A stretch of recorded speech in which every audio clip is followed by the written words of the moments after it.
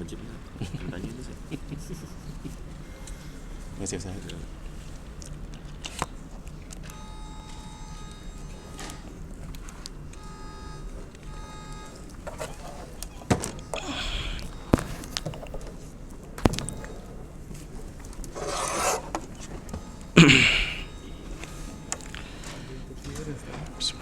Ini apa?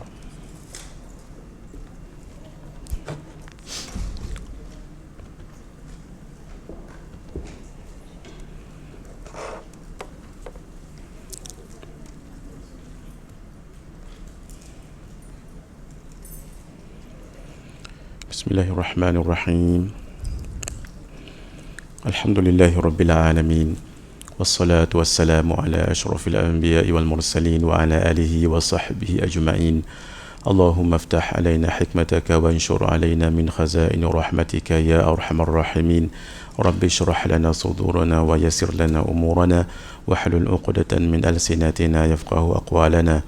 ولا حول ولا قوة إلا بالله العلي العظيم ولا حول ولا قوة إلا بالله العلي العظيم ولا حول ولا قوة إلا بالله العلي العظيم اللهم انفعنا بما علمتنا وعلمنا ما ينفعنا وزدنا علما وارزقنا فهما نسألك فهم النبيين وحفظ المرسلين وإلهام الملائكة المقربين واهدنا بهداية العارفين وانشر علينا من خزائن رحمتك يا أرحم الراحمين اللهم بارك لنا في رجب وشعبان وبلغنا رمضان اللهم إنا نسألك علما نافعا ورزقا طيبا وعملا صالحا متقبلا وصلى الله على سيدنا محمد وعلى آله وصحبه أجمعين والحمد لله رب العالمين. خير ما أحييكم به تحية الإسلام وتحية الإسلام السلام. السلام عليكم ورحمة الله وبركاته. ومرحبا بوصية رسول الله صلى الله عليه وآله وصحبه وبارك وسلم إلى حضرات النبي المصطفى رسول الله صلى الله عليه وآله وصحبه وبارك وسلم وإلى كافة الأنبياء والمرسلين والملائكة المقربين وإلى آله الطيبين الطاهرين وأصحابه الأكرمين والتابعين وتابعيهم وإلى جميع أولياء الله الصالحين والشهداء والعلماء والفقهاء والمحدثين وإلى سائر مشايخنا ومشايخ مشايخنا وأهل أساندنا وسلسلاتنا وإلى أرواح أموات المسلمين وإخواننا الحاضرين والغائبين وخصوصا إلى روح شيخنا شيخ أبي علي أحمد فهمي زمزم البنجري الندوي المالكي رحمه الله رحمة واسعة وقدس الله سره شيء لله لهم الفاتحة. أعوذ بالله من الشيطان الرجيم. الحمد لله رب العالمين الرحمن الرحيم مالك يوم الدين إياك نعبد وإياك نستعين اهدنا الصراط المستقيم صراط الذين أنعمت عليهم غير المغضوب عليهم ولا الضالين آمين. Alhamdulillah, pagi yang mulia ini kita akan mendaurahkan kitab Qiyamat Hampir Tiba, karangan guru mulia kita semua Syekh Ahmad Fahmi bin Zamzam Al-Banjari, orang Banjar, An-Nadwi, gelaran kebanggaan yang dinisbahkan kepada guru beliau iaitu Syekh Abdul Hasan Ali An-Nadwi. Al-Maliki juga gelaran kebanggaan sebab keilmuan beliau dan dakwah beliau itu diakui oleh seorang guru besar, syekh yang sangat terkenal di dunia moden ini, Syekh Sayyid Al-Habib Muhammad Ibn Alawi Ibn Abbas Al-Maliki. Keluarga beliau Al-Maliki itu 9 keturunan adalah orang alim. Daripada beliau Abah Tok ke atas terkenal alimnya di Makkah. Jadi beliau mendapat gelaran itu atas soalan-soalan ataupun pertanyaan-pertanyaan daripada Al-Habib Sayyid Muhammad Ibn Alawi Ibn Abbas Al-Maliki Al-Hasani. Sebab itu beliau diminta untuk gunakan nama ataupun gelaran di belakang itu Al-Maliki. Jadi guru kita ini bukan bermadhab Maliki, bukan bermadhab Syafi'i, tetapi Al-Maliki itu gelaran fakhriyah, iaitu kebanggaan, pengiktirafan daripada guru beliau. Sama-sama bismillahirrahmanirrahim. Nawaitna ta'alluma wa ta'lim wa tadhakkura wa tadhkir wa naf'a wal intifa' wal ifadata wal istifada wal hatha ala tamassuki bi kitabillah wa sunnati rasulih sallallahu alaihi wa alihi wa sahbihi wa baraka wa sallam wa du'a ila al huda wa dalalata ala al khair ibtigha'a wajhillah wa mardatihi wa qurbihi wa thawabihi. La ilaha illallah Muhammadur Rasulullah في كل لمحة ونفس عدد ما وسعه علم الله. لا إله إلا الله محمد رسول الله في كل لمحة ونفس عدد ما وسعه علم الله. لا إله إلا الله محمد رسول الله في كل لمحة ونفس عدد ما وسعه علم الله. لا إله إلا الله محمد رسول الله في كل لمحة ونفس عدد ما وسعه علم الله. اللهم أنت ربي لا إله إلا أنت خلقتني وأنا عبدك وأنا على عهدك ووعدك ما استطعت أعوذ بك من شر ما صنعت أبوء لك بنعمتك علي وأبوء بذنبي فاغفر لي فإنه لا يغفر الذنوب إلا أنت. أستغفر الله للمؤمنين والمؤمنات أستغفر الله للمؤمنين والمؤمنات أستغفر الله للمؤمنين والمؤمنات. اللهم صل على سيدنا محمد وأنزله المقعد المقرب عندك يوم القيامة. اللهم صل على سيدنا محمد وأنزله المقعد المقرب عندك يوم القيامة. اللهم صل على سيدنا محمد وأنزله المقعد المقرب عندك يوم القيامة. Ini bacaan-bacaan 4 ini sangat bagus dibaca setiap kali selepas solat, selepas berdoa. Dah nak balik dah ataupun nak angkat dah, nak masuk kereta, duduk yang akhir itu khatamkan yang ini. Kalau tak sempat khatam ketika duduk selepas solat, khatamkan dalam kereta. Ini buku yang akan kita bedahkan secara laju dan sangat bagus. Saya syorkan setiap orang miliki kitab ini. Sebab apa yang nak saya bentangkan itu sekadar rumusan sahaja. Adapun secara detail kena ada kitab ini. Saya mengharapkan biar kita ada kitab mengaji. Barulah namanya mengaji. Dan boleh buat rujukan di rumah nanti. Kitab yang sangat barakah ini karangan guru mulia kita, Syekh Ahmad Fahmi bin Zamzam Al-Banjari An-Nadwi Al-Maliki rahimahullah. Sebagai suatu adab, eloklah kita tengok ringkasan riwayat hidup Syekhuna Syekh Ahmad Fahmi Zamzam Al-Banjari An-Nadwi Al-Maliki. InsyaAllah Al-Fadhil Ustaz Ahmad Khairul akan membantu saya ya sebagai muqri'. Nah, fadhal Ustaz. Bismillahirrahmanirrahim. Syekhuna Syekh Ahmad Fahmi Zamzam Al-Banjari An-Nadwi Al-Maliki rahimahullah ta'ala. Dilahirkan pada tahun 1959 di Amutai daripada suku Banjar di Banjarmasin, Kalimantan Selatan, Indonesia. Masya Allah, orang Indonesia. Tengok inilah jasa orang Indonesia kepada Malaysia. Malah kalau kita rujuk datuk nenek kita, selalunya ada kaitan dengan keturunan di Indonesia. Alhamdulillah daripada dulu Malaysia dengan Indonesia ini sangat rapat dan ada hubungan keilmuan. Menuntut ilmu di Amuntai, kemudian ke Madrasah Darussalam Kartapura sehingga tingkatan aliyah yaitu tertinggi. Melanjutkan pelajaran di Yayasan Pesantren Islam Bangil, Jawa Timur. Pada tahun 1980 merantau ke India berguru dengan Samaha Syekh Abdul Hasan Ali Al-Hasani An-Nadwi. Daripada beliau dapat anugerah nama An-Nadwi. Bukan sebarang ya, tak boleh sebarang. Mesti anugerah guru ataupun sebab-sebab tertentu.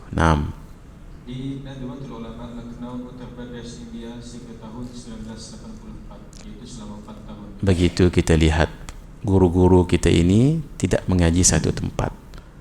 Seperti mana Imam Syafi'i, beliau dilahirkan di Gaza, Palestin. Umur 6 tahun pindah ke Makkah. Umur 13-14 tahun pergi ke Al-Madinah mengaji dengan Imam Malik. Umur 29 tahun turun ke bawah mengaji di Yaman. Umur 40 tahun pergi ke Iraq Di situ beliau berfatwa dan fatwa beliau dibukukan, dikumpulkan oleh anak-anak murid beliau menjadi Al-Qawlu Al-Qadim, pendapat lama, sehingga nanti beliau akan pindah ke Mesir dan meninggal di Mesir. Tengok kehidupan para ulama menuntut ilmu dan mengajar ilmu. Beliau bagi tahu dengan saya selama 4 tahun beliau tak balik Malaysia, tak balik Indonesia. Beliau daripada keluarga yang bukan senang, ya, keluarga petani macam tu. Macam mana beliau survive adalah hantar juga mak ayah beliau duit, tapi beliau juga ikut pertandingan syair bahasa Arab, dan beliau ada yang menang. Itulah, Masya Allah, beliau penguasaan bahasa Arab yang sangat baik. Pertengahan tahun 1984 datang ke Kedah, Malaysia, berkhidmat di Ma'had Tarbiyah Islamiyah Deran Pogat Senang, Kedah, sehingga beliau wafat. Beliau berkhidmat sehingga beliau wafat. Masya Allah. Nah, kita bangga menjadi anak murid beliau, alhamdulillah. Tahun 1408 Hijrah bersama 1988 Masehi sempat berguru dengan Syekh Muhammad Yasin Al-Fadani di Makkah dan mendapat ijazah ammah daripada beliau. Beliau, iaitu Syekh Muhammad Yasin Al-Fadani, digelar dengan Musnid Ad-Dunya.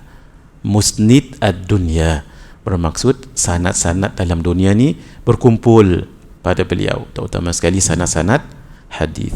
Tuan-tuan, kita bersyukur kerana Syekh kita ini, Syekh Ahmad Fahmi Zamzam, dapat sanad daripada beliau. Bermakna kita juga dapat sanad Syekh Yasin melalui beliau. Tu syukur tu. Itu rantai keberkatan tu. Di samping ilmu ada keberkatan.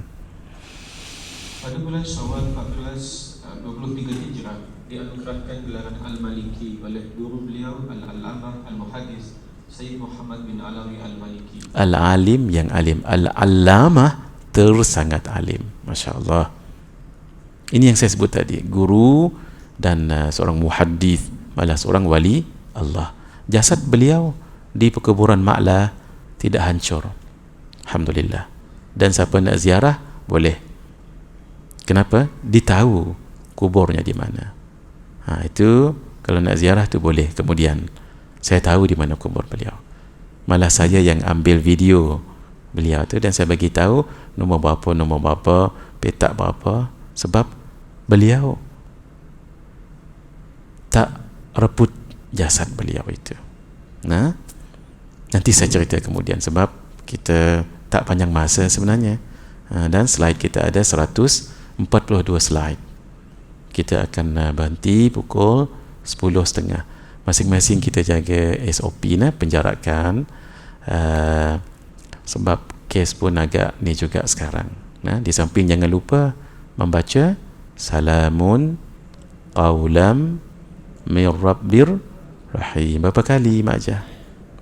Berapa? 88. Ingat 82 tadi. 28. Itu amalan ulama ketika berlaku taun, kolera, penyakit berjangkit termasuk COVID ni, khatamkan salamun qawlam min rabbir rahim 28 kali. Kenapa 28 tu? Tidak ada dalam hadis, tapi ini petua ulama. Kenapa? Wallahu alam. Kita ikut sahaja sebab insya-Allah ulama-ulama itu terpandu mendapat ilham rabbani daripada Allah. Nah, yang ikhlas-ikhlas, ulama akhirat. Nah, ulama yang mendidik umat. Naam. Seorang ulama besar dari Makkah sebagai pengiktirafan di atas keilmuan dan kesungguhan beliau dalam dunia ilmu dan dakwah. Pada tahun 2001 mendirikan pondok pesantren di Muara Teweh, Kalimantan Tengah, Indonesia.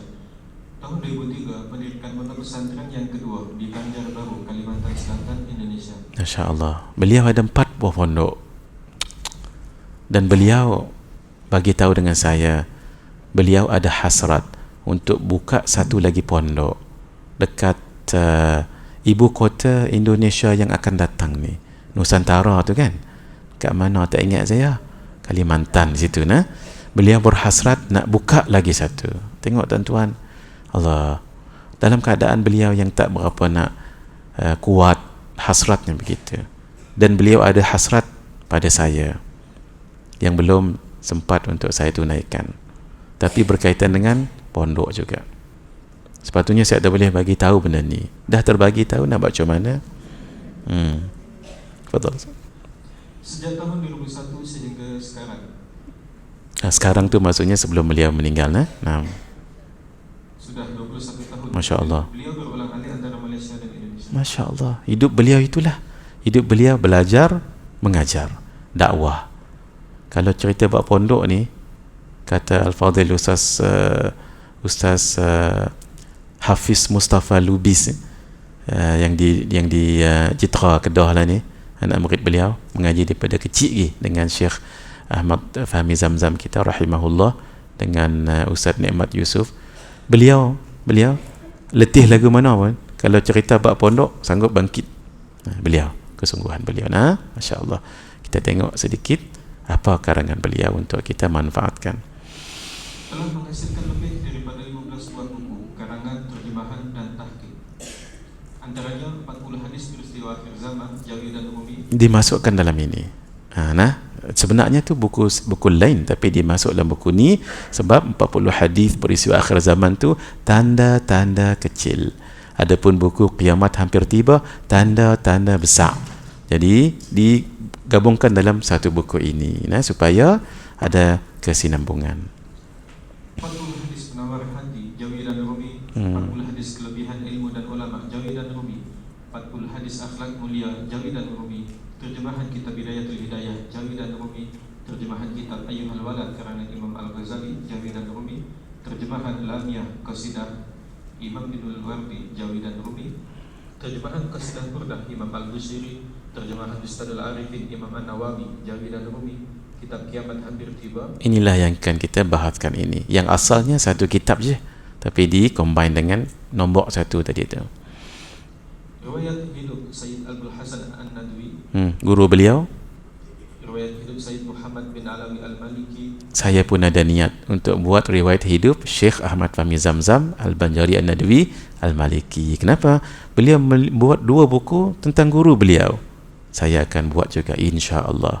Sepatutnya saya tak bagi tahu ni. Dah terbagi tahu, nak buat macam mana. Tahqiq Sayyid Salikin 4 jilid tebal. Allahu Akbar. Kemudian tahqiq Hidayatul Salikin, Jawi dan Rumi, dan kitab Bekal Akhirat, iaitu buku 1 dan 2. Baik. Mari sama-sama kita baca suratul Fatihah untuk beliau. Al-Fatihah. A'udzubillahi minasyaitanir. Bismillahirrahmanirrahim. Alhamdulillahi rabbil alamin. Ar-Rahmanir Rahim. Maliki yaumiddin. Iyyaka na'budu wa iyyaka nasta'in. Ihdinas siratal mustaqim. Siratal ladzina an'amta 'alaihim ghairil maghdubi 'alaihim waladdallin. Mudah-mudahan Allah bagi kesempatan untuk kita bersama dengan beliau nanti di alam akhirat. Allahumma amin.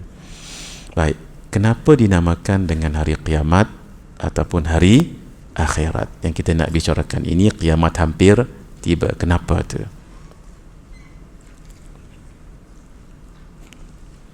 Kiamat ada 300 nama. Yang pertamanya kiamat, iaitu yang pertama mayat-mayat bangkit.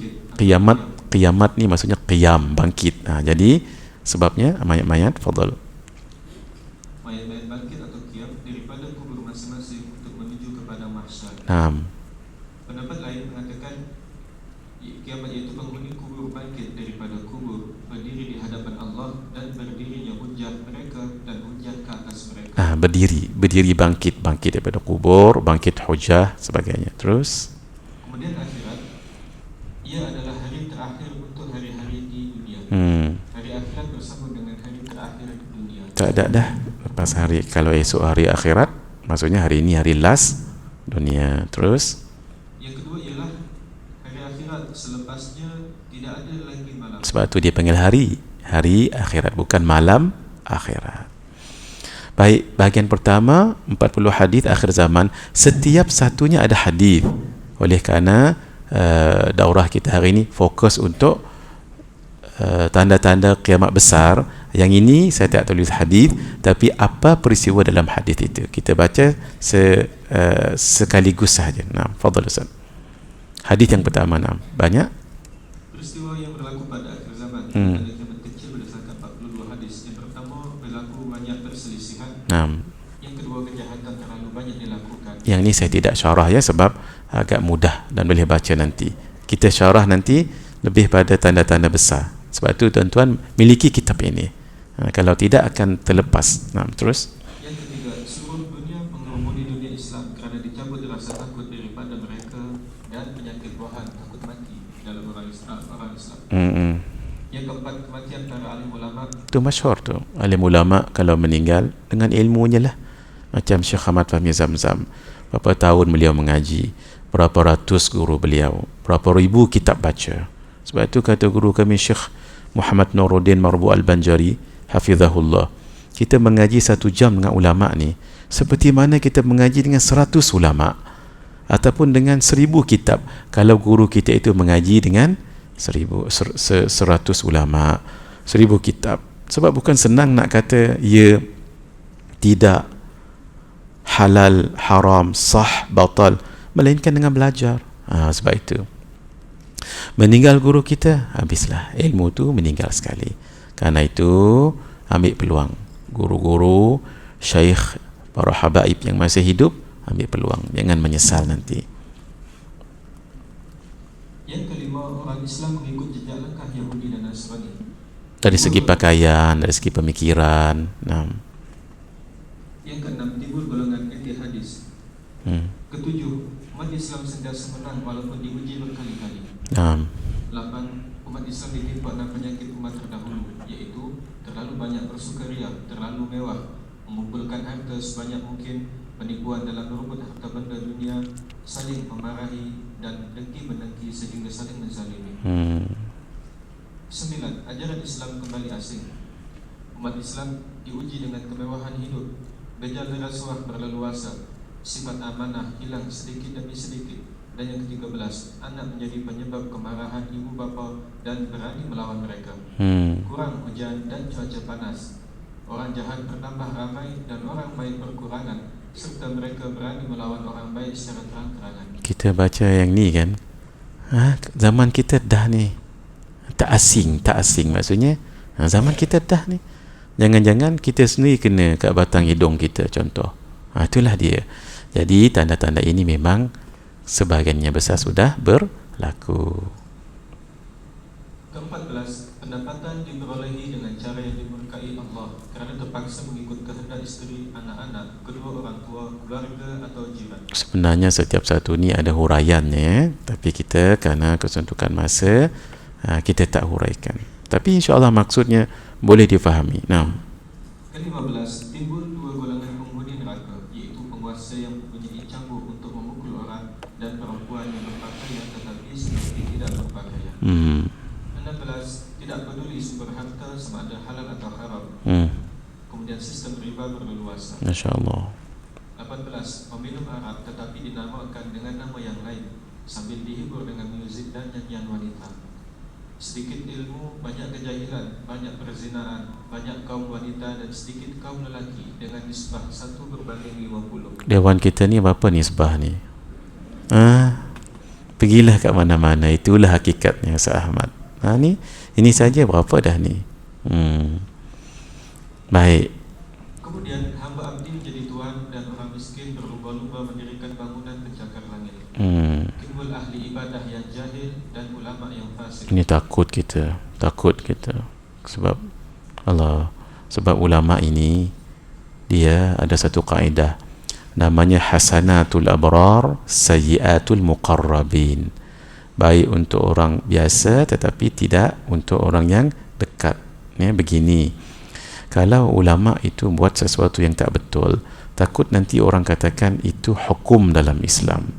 Kalau orang biasa buat yang tak elok, mungkin orang kata itu memang kejahilan dia dan sebagainya. Gitu. Sebab itu apa yang dibuat oleh ulama itu diikut oleh orang, akhirnya jadi fitnah. Walhal ulama itu ada 2. Satu ulama hasan baik, yang kedua ulama su yang tak baik. Jaga-jaga kita. Mudah-mudahan Allah sentiasa temukan kita dengan ulama hasan. Allahumma amin. Yang ke-22, orang yang berpegang kepada agama Islam seperti menggenggam bara api. Tidak serius. macam ini bara api, kita pun pegang. Kita nak pegang lama ke? Tak. Kita pegang saja pasal dia panas. Lagu itulah. Dia buat Islam tapi tak serius.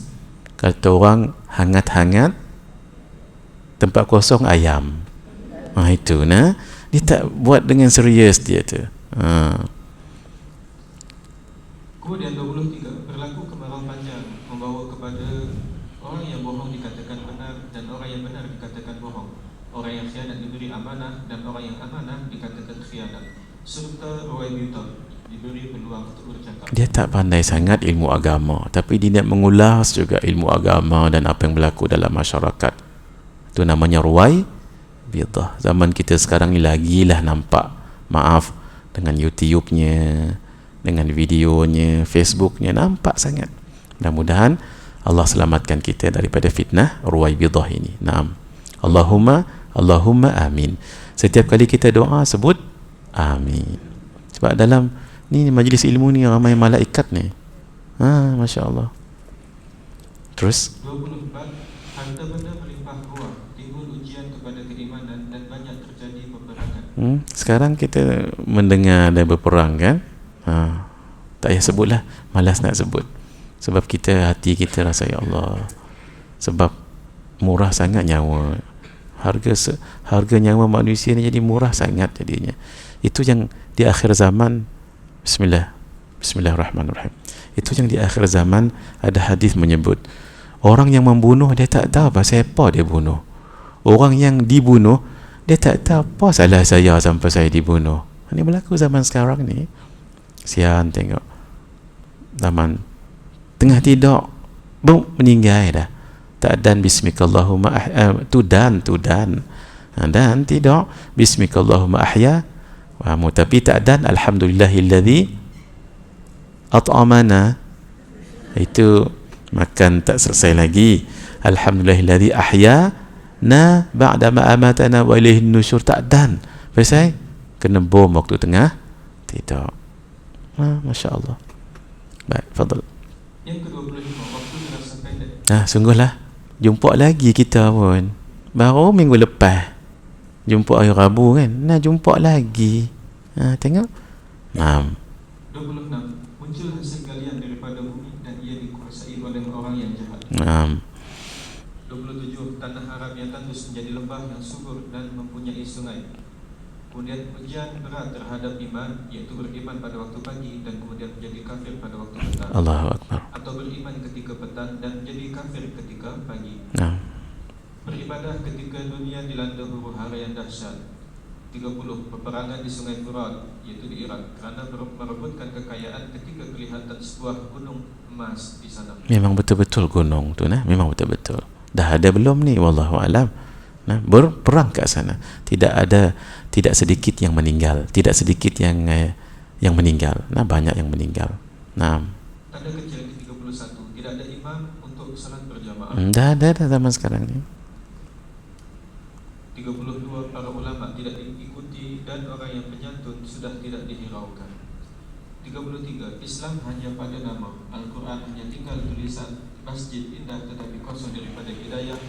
Ulama menjadi orang yang jahat dengan fitnah keluar dan kembali daripada mereka. Daripada ulama. Tapi ulama apa ni?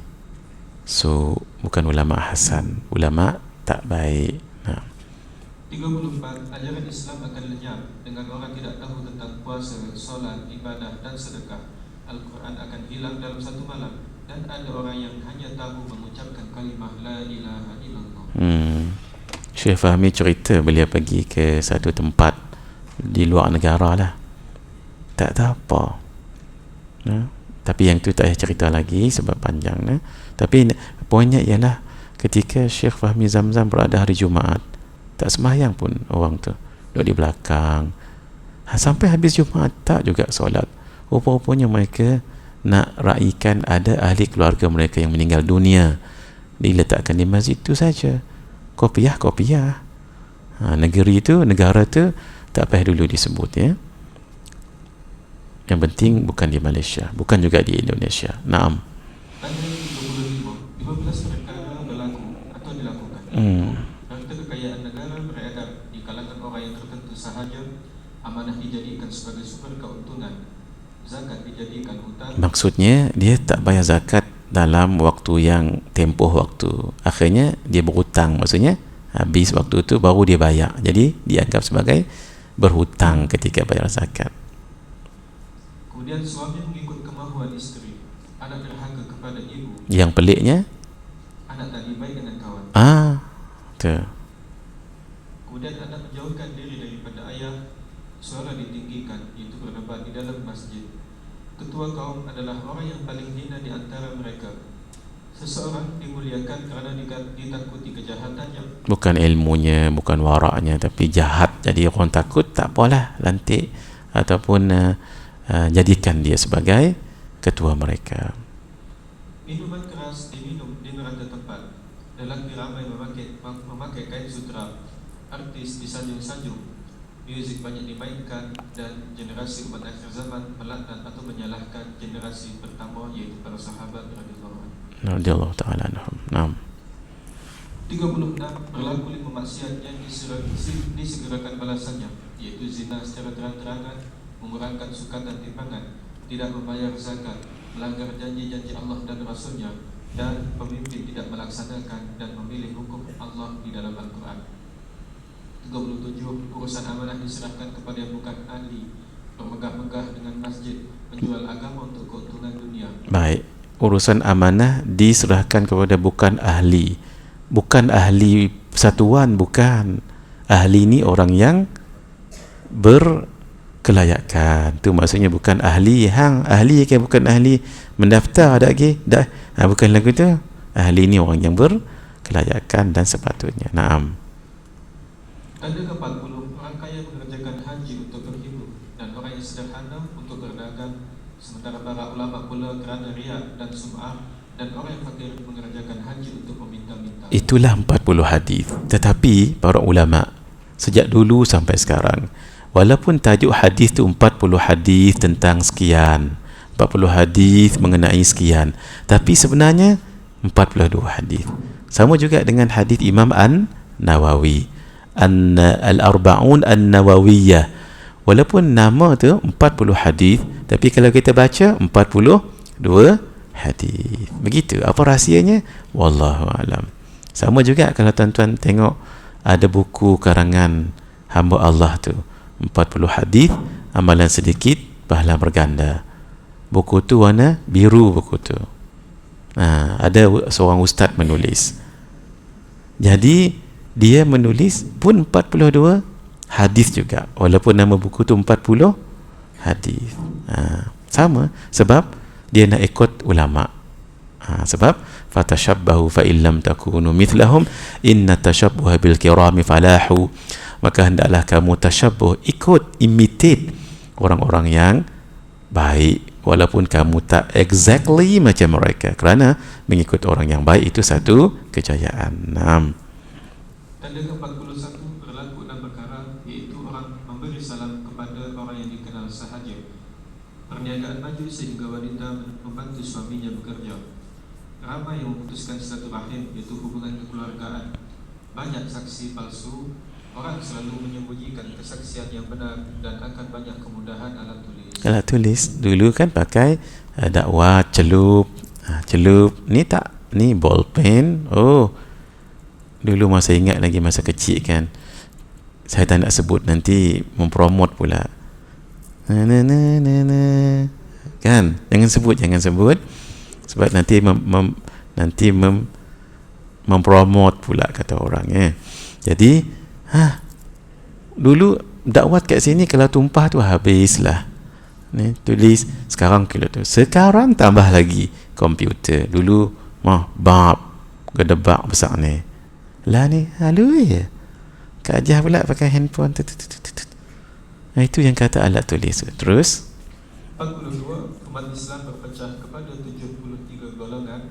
Hanya golongan ahli sunnah wal jamaah sahaja yang selamat daripada api neraka. Alhamdulillah, antara golongan ahli sunnah wal jamaah adalah aliran al-Asy'ariyah dan al-Maturidiyah. Alhamdulillah, kita belajar sifat 20, kita termasuk dalam golongan al-Asy'ariyah dan al-Maturidiyah. Al-Asy'ariyah secara khusus termasuk dalam ahli sunnah wal jamaah. Baik, dan lain-lain semuanya lebih daripada 200 tanda kecil. Kalau nak list down kan memang banyak. Alhamdulillah, selesailah kita bicarakan tanda-tanda kecil yang semampunya dalam 42 hadis. Baik. Doa supaya dikuatkan iman dan dipelihara daripada kekufuran, kefasikan dan kemaksiatan. Semua apa yang saya paparkan di sini kebanyakannya ada dalam kitab ini, kecuali yang saya tambah sedikit. Nah, sebab saya tak nak jauh daripada buku kandungan buku guru saya. Semua dalamnya semua daripada beliau. Sedikit sangat slide yang saya letak sendiri. Baik, doa ini beliau tulis dalam kitab ini. Fadhal Ustaz. Bismillahirrahmanirrahim. Sama-sama kita angkat tangan ya. Allahumma habib ilaina al-iman wa zayyinhu fi qulubina. Amin. Wa karih ilaina al-kufra wal fusuq wal asyan waj'alna minal rasyidin. Amin. Waj'alna hudatan muhtadin waj'alna min ibadika salihin. Amin. Ya Allah, tanamkan rasa keimanan ke dalam lubuk hati kami dan mesrakan iman itu ke seluruh lembaran hati-hati kami. Amin. Dan tanamkan di dalam hati kami rasa benci kepada kekufuran, kefasikan dan maksiat. Dan jadikanlah kami daripada golongan hamba-hambamu yang sentiasa mendapat petunjuk. Amin. Dan jadikanlah kami daripada golongan hamba-hambamu yang sentiasa mendapat hidayah.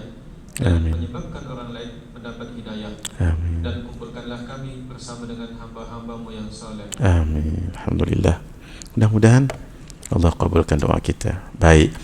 Barulah masuk bahagian kedua, kiamat hampir tiba.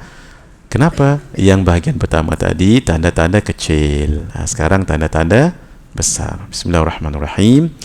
Hadis tentang tanda-tanda besar itu berkisar kepada beberapa hadis. Antara yang terlengkap, baginda menyebutkan, inna sa'ata la takunu hatta takuna 10 ayat khasfun bil masyriq wa khasfun bil maghrib wa khasfun fi jaziratil arab wad dukhan wad dajjal wad dabbah wa ya'juj wa ma'juj wa tulu'u syamsi min maghribiha wa narun takhruju min qa'ri 'adanin tarhalun nas wa nuzulu Isa bin Maryam. Maksudnya, hari kiamat tidak akan terjadi sehingga berlaku 10 tanda. Ada 10 tanda ini baru berlaku. Yang pertama, gempa bumi di timur. Kemudian gempa bumi di barat dan gempa bumi di semenanjung Arab. Yang keempat, dukhan, yaitu keluar asap. Kemudian keluar Dajjal. Dajjal tu keluar sebab dia sudah ada. Dan keluar binatang besar, yaitu dabbah. Kemudian keluar Ya'juj dan Ma'juj. Sebab Ya'juj dan Ma'juj sudah ada. Nah, nanti kita akan lihat hadis Nabi buat begini. Lubangnya tu. Dinding ataupun tembok yang mereka terperangkap dalam tu dah besar ini. Nah, di antara dua gunung yang dibuat oleh Raja Dzulqarnain. Kita akan tengok satu nanti. 6. Kemudian yang ke-8, terbit matahari daripada barat. Ke-9, keluar api daripada dasar Adan, yaitu di Yaman, yang membawa manusia. Yang mengiring, membawa maksudnya yang akan mengiring manusia. Dan yang ke-10, turunnya Nabi Isa bin Maryam. Baik, alaihissalam. Kenapa Nabi Isa bin Maryam? Sebab baginda tidak ada ayah, melalui roh, tapi roh yang dijadikan oleh Allah, bukan roh Allah, tapi roh yang dijadikan oleh Allah. Dalam riwayat yang lain disebut tanda angin sejuk yang datang daripada Yaman. Itu tidak mengapa, itu yang namanya hadis itu ya. Cuma bagaimana ulama memahaminya. Contoh, sebahagian ulama memaham gempa bumi di timur itu disekalikan dengan semenanjung Arab. Jadilah 9. Yang ke-10, angin sejuk datang dari Yaman. Baik. 5 fasa kehidupan umat sebagai satu kerangka pemikiran. Kita berbicara tentang perkara ini. 1, zaman Rasulullah sallallahu alaihi wasallam. 63 tahun sudah pun berlalu. Masuk fasa kekhalifahan para sahabat, iaitu Khulafa'ur Rasyidin, daripada Sayyidina Abu Bakar As-Siddiq radhiyallahu taala anhu 2 tahun. Kemudian Sayyidina Abu Umar bin Khattab radhiyallahu taala anhu. Sayyidina Abu Bakar As-Siddiq tu gelaran.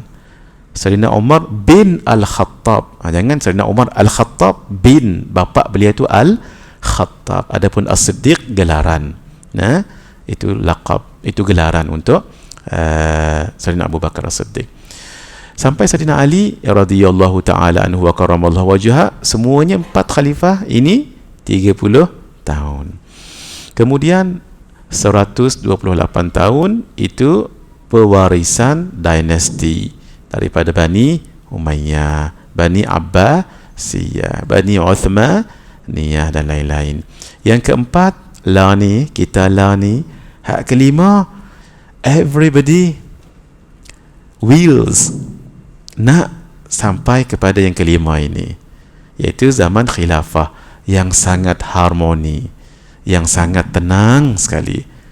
Nah, tapi nanti kita akan tengok. Tapi nak masuk pada zaman ini akan melalui satu zaman penuh dengan fitnah, dan fitnah paling besar dalam sejarah kehidupan manusia daripada Nabi Adam sampai Nabi Muhammad sallallahu alaihi wasallam, iaitu Dajjal. Nak melalui itu dulu sebelum nak sampai ke khilafah itu. Sehingga ulama kata kalau meninggal sebelum datang Dajjal pun tak mengapa, sebab takut nanti tak kuat dengan fitnah Dajjal, especially keajah-ma'ajah. Ya, sebab Dajjal ini kalau dia offer emas, bukan seketul-ketul macam ni, wahai bumi keluarlah emas, berbatang-batang emas.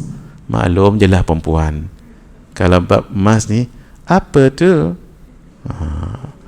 takut lepas tu jadi lain. Dikatakan sebahagian ini tidak secara pasti, daripada fasa pertama sampai fasa kelima jumlahnya 1,500 tahun. Nanti jangan pula congak-congak lah 1443 tinggal berapa lagi nak, tak lama lagi kita ni. Tak mengapalah congak begitu untuk buat persiapan.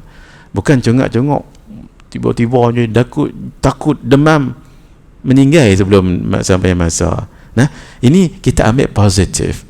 Ini mengikut sebahagian ulama. Kemudian satu zaman ni kita tak ada dah zaman hak merah tu. Bagaimana? Hak paling keluar, apa berlaku paling awal, Imam Mahdi keluar.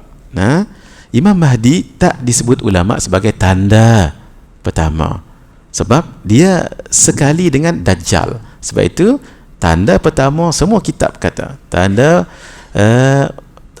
besar kiamat, semua kata Dajjal. Walhal sebelum itu Imam Mahdi. Imam Mahdi bukan turun, sebab Imam Mahdi lahir. Kalau kata tahun ini, contoh nak bagi faham, kalau kata berlaku bai'ah Imam Mahdi tahun ni, bermakna Imam Mahdi sudah berumur 40 tahun, sebab beliau akan dibai'ah ketika umur 40 tahun. Kalau katalah 10 tahun lagi baru Imam Mahdi itu dibai'ahkan, maksudnya sekarang umur beliau berapa? 30 tahun, Masya Allah. Kalau kata 20 tahun lagi, jadi sekarang umur Imam Mahdi berapa? Maksudnya belum tidur lagi lah tu. Boleh jawab. Nah, kalau sengap, tu tandanya Bismikallahumma ahya wa amut. Tanda yang kedua, iaitu turun Nabi Isa. Kenapa turun? Sebab Nabi Isa turun, sekarang baginda berada di langit yang kedua. Ingat lagi lapisan langit, ingat lagi. Cuba. A'ya apa Kak Ajah? A'ya humam. Betul tu Kak Ajah. Macam mana kan kita Isra Mi'raj sekarang ni? Saya sikit saja, nanti jadi ceramah Isra Mi'raj pula. Langit yang pertama jumpa Nabi Adam alaihi salam, yang kedua Nabi Isa dan Nabi Yahya alaihi salam, yang ketiga Nabi Yusuf alaihi salam, yang keempat Nabi Idris alaihi salam, yang kelima Nabi Harun alaihi salam, yang keenam Nabi Musa alaihi salam, yang ketujuh Nabi macam lain je, yang kelima Nabi Harun, yang keempat Nabi Idris, yang keenam Nabi Musa alaihi salam, yang ketujuh Nabi Ibrahim alaihi, macam nota saya je tu Kak Ajah. Betul, baguslah Kak Ajah untuk sentiasa ya. Minta nota-nota saya dengan Kak Hajah Zuraidah. Beliau banyak simpan. Malah beliau compilekan. Boleh manfaatkan, ya. Boleh manfaatkan. Baik, kita lajukan dulu tanda yang ketiga, iaitu Ya'juj dan Ma'juj. Tanda yang keempat, matahari terbit dari barat. Yang kelima, Dabbatul Arad, yang boleh bercakap tadi tu, binatang tadi tu. Kemudian ada tanda lain, tapi tak tanda besar juga, tapi taklah disebut dalam kelompok tanda besar. Al-Quran diangkat satu malam, kemudian Kaabah diruntuhkan. Tapi ini tak termasuk tanda-tanda besar. Tanda yang keenam besar, Duhan. Kita akan bicara satu-satu hari ini, mudah-mudahan sempat. Kemudian angin lembut. Itulah last sekali di kalangan kita yang menghidu angin lembut itu lalu meninggal. Itu tanda bagus, bermakna itu tanda dia orang yang beriman. Sebab tanda itulah last sekali disaksikan oleh orang yang Islam. Meninggal habis semua. Bila angin lembut tengah makan roti canai, lembut ya, baik. Inna lillahi wa inna ilaihi rajiun. Kenapa Allah nak bagi dan tunjuk kasih sayang Allah? Supaya jangan tengok tanda yang ke-8 yang menakutkan ini. Gempa yang dahsyat berlaku di timur, gempa bumi yang dahsyat berlaku di barat, dan api tulas akan bawa orang itu sampai ke Syria. Di Syria itulah nama nanti mahsyar, tapi bukan padang mahsyar. Mahsyar tempat dikumpulkan orang di situ, kemudian habis trumpet meninggal semua sekali, barulah berlaku kiamat betul-betul. Ini secara roughly tanda-tanda kiamat itu. Baik, disaksikan oleh orang kafir. Ya, satu persatu Kak Hajah. Dia setelah berlaku tu, dia satu persatu. Cuma masanya tu berapa? Kalau tanda-tanda kecil, dia berlaku cepat. Dia dalam riwayat seperti biji tasbih tu kan Kak Hajah. Kalau dia terpotong, dia berlarut, berlaku dengan cepat. Ini begitu juga, dia akan berlaku. Cuma tempoh masa tu berapa? Baik, contohnya Dajjal akan datang di dunia ini 40 hari. Tapi hari pertama tu seperti 1 tahun lamanya tu. Matahari tu duk tang tu tak ada malam. Tapi sembahyang lagu mana? Sembahyang ikut jam, bukan ikut matahari. Sembahyang tahajud duk tengah hari, sebab dia slow, dia nak masuk balik. Itu cuma masa, tapi dia akan berlaku setelah satu will be the next, one after another, one after another. Baik, Rasulullah sallallahu alaihi wasallam, Rasul kita yang kita cintai, tinggal dalam 2 period masa, 53 tahun di Makkah, 10 tahun di Al-Madinah. Tu umur tempoh dilantik jadi Nabi dan Rasul 13 tahun. Tu yang kita sebut tahun pertama kerasulan, tahun kedua kerasulan, sampailah tahun ke-13 kerasulan. Masuk di Madinah tak nama tahun ke-14 kerasulan, boleh kalau nak pakai, tapi diguna 1 hijrah, 2 hijrah onward, 10 tahun. 10 campur dengan 13, 23. Itulah tempoh diturunkan Al-Quranul Karim. Apa istilahnya ni? Kenabian kerasulan. Ini istilahnya hijrah. Baik, ni Makkah dan Al-Madinah, Nabi masuk keluar, masuk keluar, masuk keluar. Itu je. Macam mana? Baik, pergi ke hijrah ke Madinah. Ni macam mana Nabi masuk keluar Makkah Madinah. Baik, umur 53 tahun. Nak masuk ke Makkah pada 6 hijrah, tapi ditahan oleh orang kufar Quraisy. Ingat, Nabi berperang. Sebenarnya tidak nak kerjakan umrah. Tu namanya umrah Hudaybiyah, tapi kat border saja. Ni Makkah, ni Madinah. Tengok dia punya ni. Dia tak dan masuk ke dalam.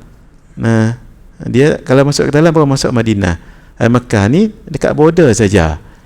Tu ada maknanya tu. Dia punya apa nama? Arrow tu ada maknanya tu.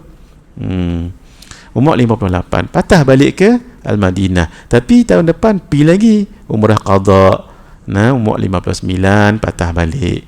Masuk lagi ketika 8 Hijriah, Fathu Makkah, pembukaan Makkah. Kemudian patah balik, kemudian masuk lagi 8 hijrah umrah Ja'ranah boleh, Ja'ranah pun boleh juga. 3 bulan selepas Fathu Makkah, patah balik in the last one, Nabi masuk 10 hijrah haji wada ataupun umrah haji dan umrah wada, kita sebut wida kan, dia sebutannya boleh. Yang Arabnya wada, kita sebut wida pun tak apa juga.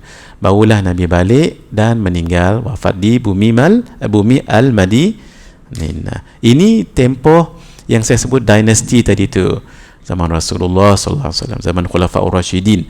Saya tak perincikan ni sebab kita laju ni, kalau tak satu-satu saya perincikan. Zaman kerajaan Bani Umayyah, zaman kerajaan Abbasiyah, zaman kerajaan Uthman. Ni nota ni saya ambil daripada nota Kementerian Pelajaran Malaysia, nota tingkatan 4 ni. Ni nota tingkatan 4 ni, masya-Allah. Teringat zaman mengaji dulu kan. Peristiwa-peristiwa yang akan terjadi sebelum kemunculan Dajjal. Fadhal Ustaz Ahmad. Peristiwa-peristiwa yang akan terjadi sebelum kemunculan Dajjal. Sebelum Dajjal tu keluar. 6. Kemungkaran berleluasa dalam masyarakat, peperangan demi peperangan, dan Islam kembali asing dari pandangan orang Islam sendiri. Tu yang nanti tu bila Dajjal mai tak terasa pelik, sebab perangai orang dah seperti apa yang Dajjal nak mau. Dajjal satu je slogan dia, Ana Rabbukum, I am your Lord, every way. Satu je tujuan Dajjal, nak orang beriman dia tu Tuhan. Siapa yang mengaku Tuhan, banyaklah Allah bagi mencurah-curah. Nah, ini sebagai satu ujian rezeki mereka, sehingga dikatakan roti itu seperti gunung, banyaknya roti itu. Nanti kita cerita.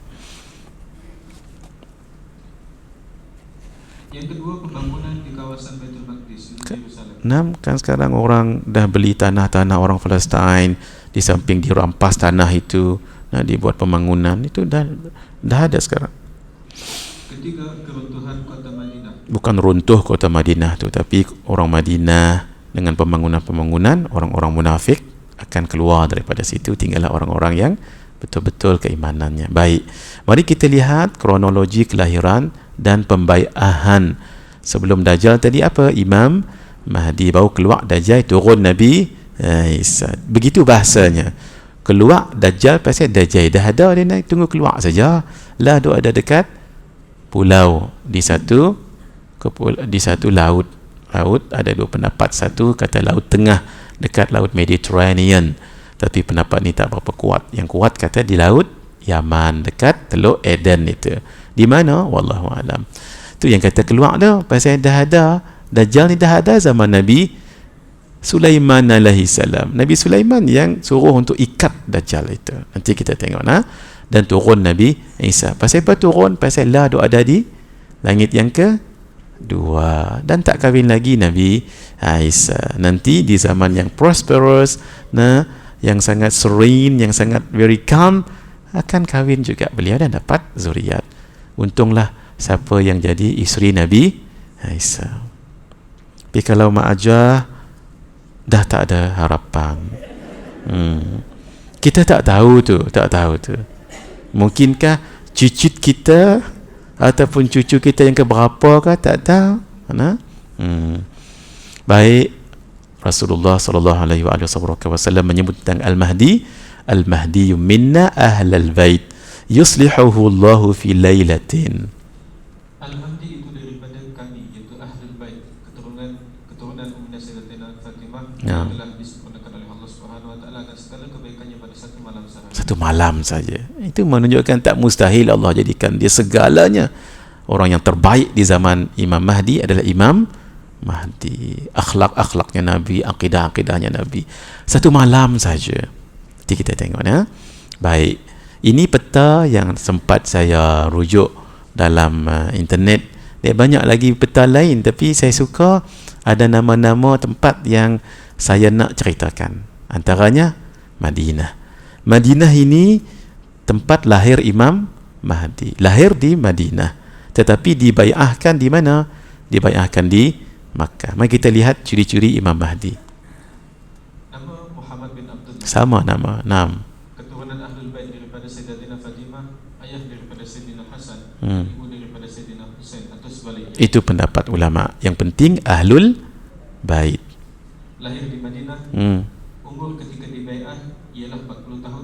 Maksudnya 40 tahun. Sebab itu digit 40 ni dia special. Hadis pun 40. Nabi Musa bermunajat dengan Allah di Bukit Tur Saina 40 malam. Kan? Hadis 40. Ada orang kata lah, saya tak tahu, orang kata life begins at, orang kata. Tapi kadang-kadang tak dan 38 dah meninggal. Tapi life tu maksudnya life tu stable. Kenapa?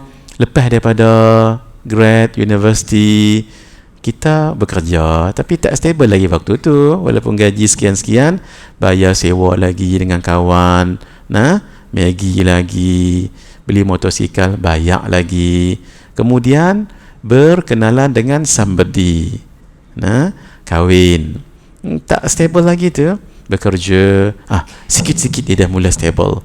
Ketika umur 40 tahun, banyak utang dah selesai, motosikal yang tu pun dah selesai. Tu yang jadi agak stable. Itu yang disebut life begins at, kata orang, wallahualam. Nabi dan Rasul dilantik menjadi Nabi dan Rasul umur berapa tahun? Ketika umur 40. Sebab itu 40 ni dia macam ada satu benda yang unik lah, special lah, begitu. Terus akhlak seperti Rasulullah sallallahu alaihi wasallam. Badan seperti orang Bani Israel, hidungnya mancung, dahinya luas, muka bersinar, warna kulit orang Arab, gigi jarang, janggut tebal, mata seperti dicelak, dahi lalat di muka, perut besar sedikit. Tapi bukan yang rawau ya, tu bukan.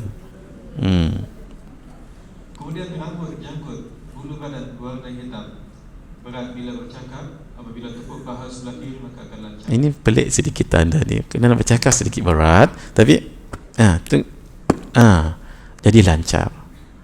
Cuba siapa yang tak lancar, cuba tepuk paha. Ini untuk Imam Mahdi. Membawa bendera, jubah dan pedang Rasulullah sallallahu alaihi wasallam. Kesemua sifat keutamaan dikurniakan dalam satu malam sahaja. Masya-Allah, luar biasa. Kemudian sebenarnya beliau asalnya tak mahu dibayar. Even sempat lari lagi daripada Madinah tu pergi Makkah dan lari lagi balik kat Madinah. Sampai orang kejar dan akhirnya orang katakan, hang kena terima, kamu kena terima begini-begini, kalau tidak siapa lagi yang akan menjadi ketua pada orang Islam. Akhirnya Allah Azza wa Jalla bagi beliau ketabahan, memang Allah memilihnya, akhirnya barulah diterima. Baik, fadal. Maqam ni bukan tempat kubur, maqam ni maqama alaihi Ibrahim. Nabi Ibrahim pernah step on ada satu batu tu, dah tu dia dia jadi berbentuk batu tu. Tu namanya maqama alaihi Ibrahim. Apa yang Nabi Ibrahim step on that particular stone, bukan maqam kubur. Tengok mana kubur, nampak dua tapak kaki lah. Antara mukjizat Nabi dan Rasul yang jarang kita tahu. Sesuatu tempat kalau dipegang dia jadi ada lepak kat situ, ada bekas. Begitu juga kaki. Tapi jangan, bukan bermakna setiap kaki berjalan jangan lueh masuk bila nak sampai. Maksudnya ada ketika bila pegang dia berbekas. Naam. Sebelum dibai'ah, 7 ulama ke Mekah mewakili 313 yang lain. Mereka pergi Mekah waktu tu bukan ada apa, bukan apa orang panggil memang berkontak, tak, bukan setuju 7 tak, tapi 7 punyai satu motif yang sama, melihat keadaan umat Islam agak kocak-kacir, mencari satu orang yang boleh uruskan. Sebab dalam hadis sebut Imam Mahdi, mereka bukan berpakat nak jumpa, tapi terjumpa, gitu tapi semuanya dalam aturan Allah, dan mereka daripada tempat yang berbeza, dan mungkin tanah Melayu, ni Arab, ni Afrika, dan setiap mereka telah pun ulama-ulama ni ulama ni sebelumnya di negeri masing-masing 313 orang ulama ataupun orang-orang yang alim mewakilkan orang itu. Masya-Allah. Baik, Apa tanda Imam Mahdi akan dibai'ahkan? Di dalam riwayat disebut ada beberapa tanda. Tanda yang pertama, muncul sebuah bintang berekor 3 malam atau 7 malam berturut-turut. Bintang mana ada ekor? Bintang lagu tu jelas star, tak ada ekor, tapi bintang tu berekor dekat atas, boleh ditengok 3 malam atau 7 malam consecutively.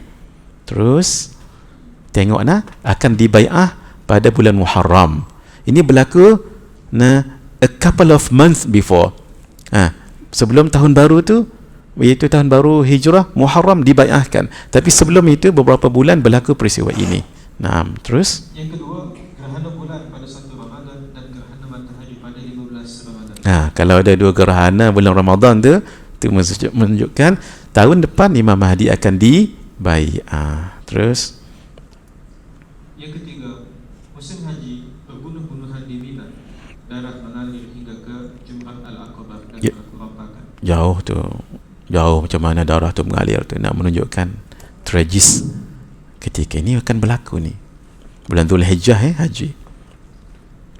Kemudian muncul tapak tangan terhulur dari langit, dilihat di kebanyakan tempat sambil seruan dari langit, sesungguhnya pemimpin kamu ialah Imam Mahdi.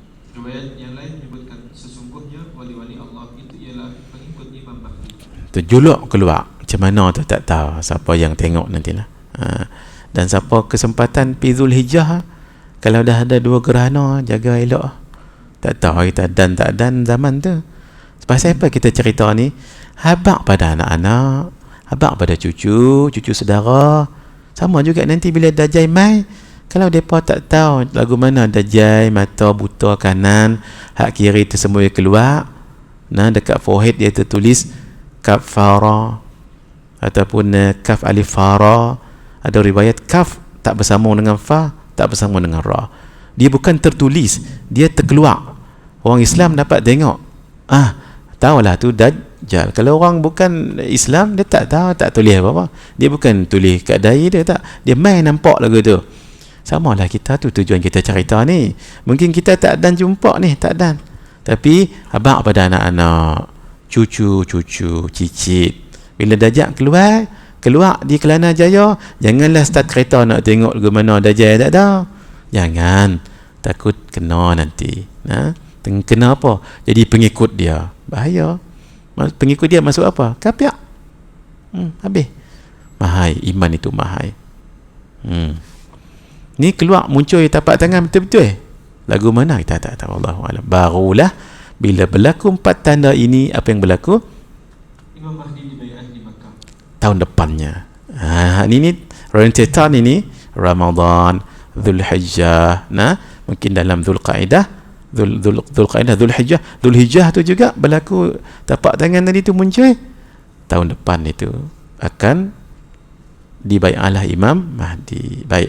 Tempoh masa pemerintahan Imam Mahdi. Mengikut Imam Ibn Hajar Al-Haytami, semua riwayat, iaitu 3 riwayat adalah benar. Kita tak baca ya kerana masa tak cukup. Terus yang pertama 7 atau 9 tahun, iaitu zaman keemasan pemerintahannya. Zaman keemasan. Terus kemudian 30 tahun, iaitu zaman pertengahan. Ya. Dan 40 tahun, iaitu keseluruhan masa pemerintahan. Bermakna beliau berumur 80 tahun, kan 40 tahun dibai'ah, 40 tahun keseluruhannya beliau memerintah selama 40 tahun. Jadi semua umur yang berapa? 80 tahun. Beliau panjang umur. Malah Nabi Isa meninggal dulu daripada beliau. Hidup satu zaman nanti tu sekejap, tapi meninggal dulu Nabi Isa. Dan dikebumikan di mana? Dekat Al-Madinah Al-Munawwarah. Baik. Jadi dah dibai'ahkan tadi tu. Apa yang berlaku? Ketika mendengar Imam Mahdi dibai'ah, ada satu tokoh, iaitu As-Sufyani, yang berada dekat negeri Syam. Dia seorang yang zalim dan dia tak suka dengar cerita ini dan tak mau Imam Mahdi dibai'ahkan. Lalu dia hantar tentera daripada Syam tu nak pergi ke Makkah. Jauhnya 1233 kilometer, lebih kurang 1000 lebih. Kan peristiwa Isra' Mi'raj Nabi pergi ke Bait Al-Muqaddas. Nah, pi dengan unta yang kuat sebulan, balik sebulan. Nanti lain kalilah kita cerita Isra dan Mi'raj. Mungkin minggu depan Kak Ajah, kita tak tahu lagi. Tapi saya rasa hati saya nak cerita minggu depan. Kenapa? Minggu depan dah Syaban dah kan. Nanti bila kita tak cerita nanti kan tahun depan. Kan lama sangat. Jadi insya-Allah tidak berjanji.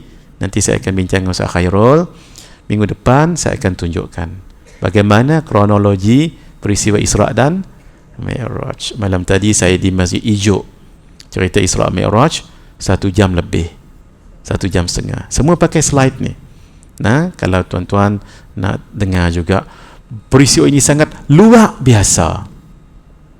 1 jam setengah sempat. Maksudnya kita kan mengaji 1 jam setengah Kak Ajah ya. InsyaAllah tidak berjanji, tapi minggu depan supaya kita nampak Allah cerita ni bukan cerita biasa-biasa ni. Sebab itu Allah sebut Subhana di depan itu. Banyak peristiwa dalam Al-Quran tapi Allah tak sebut dengan Subhana. Tapi kenapa peristiwa ini? Nah, itu iklan saja. Nah, tak cerita panjang lagi tu. Baik. Lalu tentera As-Sufyani dihantar ke mana? Dihantar ke dalam perjalanan menuju ke mana?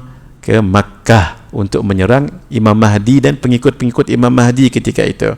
As-Sufyani hantar tentera ke Makkah untuk menyerang Imam Mahdi dan tenteranya. Allah tidak redha dengan niat yang tak baik. Kerana itu ketika sampai di Madinah, satu tempat namanya Al-Baida.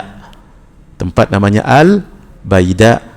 Allah jadikan bumi itu swalat menelan semua tentera-tentera As-Sufyani. Dalam hadis disebut cuma 2 orang yang selamat. Seorang patah balik ke Syam untuk bagi tahu kepada As-Sufyani tenteranya semua kena telan. Dan seorang pergi ke Imam Mahdi untuk bagi tahu apa yang berlaku. Maksudnya ta'adan lah. Mereka ta'adan lah nak menyerang Imam Mahdi ketika itu. Nah, baik, berlalulah waktu. Habis peristiwa itu, lalu Imam Mahdi yang tadi di Makkah pergi ke Baitul Maqdis. Kerana beliau memilih Baitul Maqdis dekat Palestin untuk jadi pusat pemerintahan. Ada juga pendapat kata bukan di Baitul Maqdis tapi dekat Damsyik, dekat Syria. Oleh kerana saya mendaurahkan kitab guru saya, guru saya kata dekat Baitul Maqdis. Sebab tu nota saya dekat Baitul Maqdis. Baik. Apa yang berlaku? Kita lihat dahulu. Imam Mahdi punyai tentera-tentera dan ketua-ketuanya. Baik. Macam mana panji, bendera dan tentera Imam Mahdi? Naam, fadal. Panji atau bendera berwarna hitam. Pembawa panji ialah Su'aib bin Saleh, pemuda Bani Tamim dari timur. Janggutnya nipis, kulit sedikit kuning. Masya Allah. Kemudian tenteranya diketuai oleh Su'aib bin Saleh yang tadi itu nah, dan selalu berpakaian putih dan berkopiah hitam. Ruhban iaitu ahli ibadah pada waktu malam, dan fursan iaitu pejuang berani pada waktu siang. Itulah hebatnya ciri-ciri ini. Malam pulun buat amal ibadat, siang tak takut mati. Itu bawa hebat. Nah, kemudian apa yang berlaku? Kan tentera, kan Sufyani tadi pemimpin yang zalim, nah, dengan niat yang tak baik untuk menyerang Imam Mahdi kan. Sekarang Imam Mahdi nak ajar dia supaya kezalimannya itu akan tersirna. Daripada Baitul Maqdis, tentera Imam Mahdi pergi menghala ke Damsyik. Lebih kurang 2 jam setengah. Lebih kurang. Saya tak pernah pergi ke negara ini. Nah, kalau nak dengar sedap cerita peristiwa akhir zaman ini, guru mulia kita Al-Fadhil Ustaz Wadi Anwar, beliau Masya Allah sangat menguasai. Tambah lagi beliau mengaji di Syria 7 tahun. Beliau tahu, maksud kata bila cerita tempat-tempat lagu ni beliau pernah pergi tempat itu, dan pernah ada tempat-tempat yang beliau ada ayah angkat di situ. Nah, sebab saya dengar juga video beliau, kerana beliau menguasai bab-bab ini. Nah, jadi kita istifadah, ambil kebaikan daripada guru kita ni. Al-Fadhil Ustaz Wadi Anwar. Mudah-mudahan Allah merahmati beliau, memanjangkan umur beliau, memberi kebaikan yang banyak kepada beliau, cekal beliau berdakwah Ahlus Sunnah wal Jamaah, dan sabar dengan cemuhan, dengan fitnah. Mudah-mudahan kita dapat manfaat daripada ilmu beliau. Allahumma amin. Beliau beliau banyak tahulah ni, termasuk guru kita Syekh Ahmad Fahmi Zamzam, sebab beliau mengaji di Syria. Macam saya memang tak pernah pergi ke negara itu. Saya pun membayang-bayangkan saja dapat ilmu daripada guru mulia kita Syekh Ahmad Fahmi Zamzam, juga Al-Fadhil Ustaz Wadi Anwar, Ustaz Auni. Saya mendengar apa yang mereka kata untuk dapat manfaat. Gitu sebab mereka banyak mengkaji. Baik. Jadi kerana mereka tadi tu nak menyerang tentera Imam Mahdi, Imam Mahdi serang balik. Untuk apa? Jangan zalim berterusan. Tu yang Imam Mahdi dan tentera pergi ke Syam. Lebih kurang 2.5 jam. 2 jam setengah pergi kat sana. Dia tak jauh mana. Baik. Cuma Syam sekarang ini, bila disebut Syam, kata Al-Fadhil Ustaz Wadi Anwar, bila sebut Syam, itu merujuk kepada Syria. Dulu kalau sebut Syam, ada 4 buah negara: Syria, Jordan, Palestin dengan Lebanon ataupun Lubnan.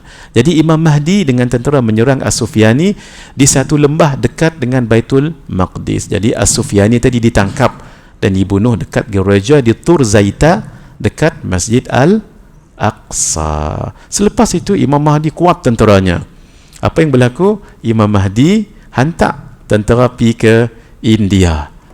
Ni dalam kitab ini. Apa yang saya buat ni, saya buat rumusan ini, tapi ada dalam kitab ni semua.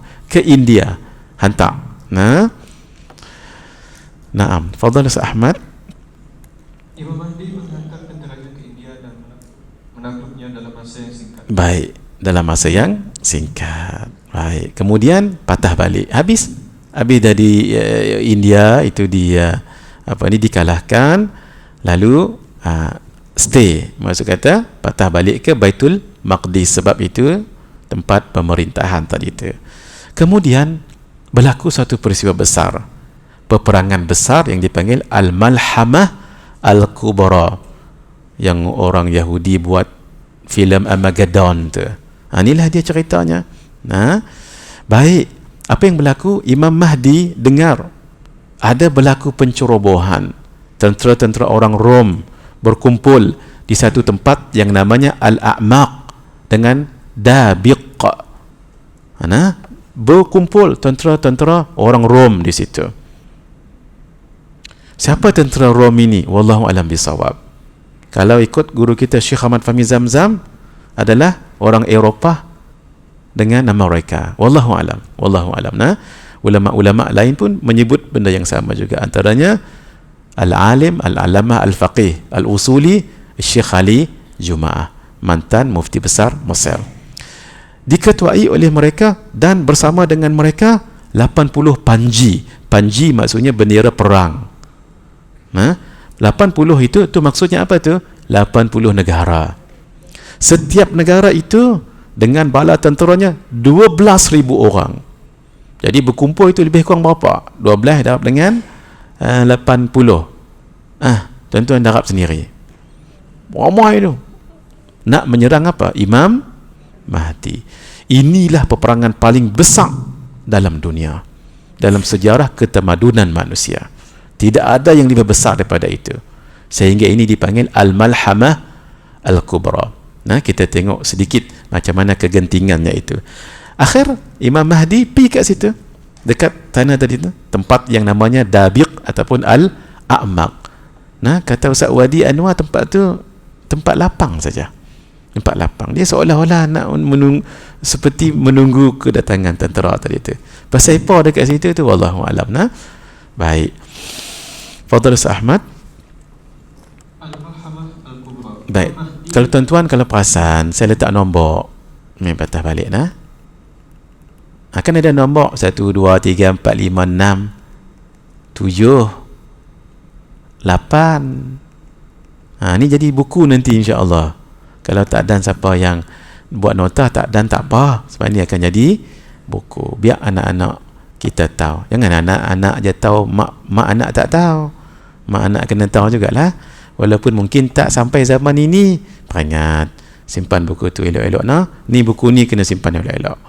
Tapi nak bagi mudah faham, simpan yang ini. Tak jadi buku lagi pun. Sepatutnya saya tak bagi tahu hari ni. Tapi ini memang saya nak bagi tahu. Memang saya nak bagi tahu. Supaya apa? Biar kita tahu. Biar kita tahu apa berlaku tu rentetan, biar ada flows dia tu. Senang kita nak faham. Baik. Terus ni kita bukan saja cerita ni, kita untuk ambil pengajaran. Tu nah. Terus Imam Mahdi dan tentera berlawan dan mengalahkan tentera Rom serta 80 sekutunya di negara di Ahmak atau Dabiq berhadiran dengan bandar Aleppo Syria dekat sepadan Turki. Dekat situlah tempat dia. Ini kan pusat pemerintahan Imam Mahdi. Dekat Damsyik ini, Dabiq ataupun Ahmak, di sinilah tadi bangsa Rom menceroboh masuk kawasan Al-Ahmak dan Dabiq, iaitu satu kawasan berhampiran bandar Halab, Aleppo, utara Syria, berdekatan dengan sempadan Turki. Kita baca sedikit hadis, kita nak nampak macam mana perang tu. Ni saya baca sikit je ni. Saya tak ada nak boh banyak pasal masa sikit sangat.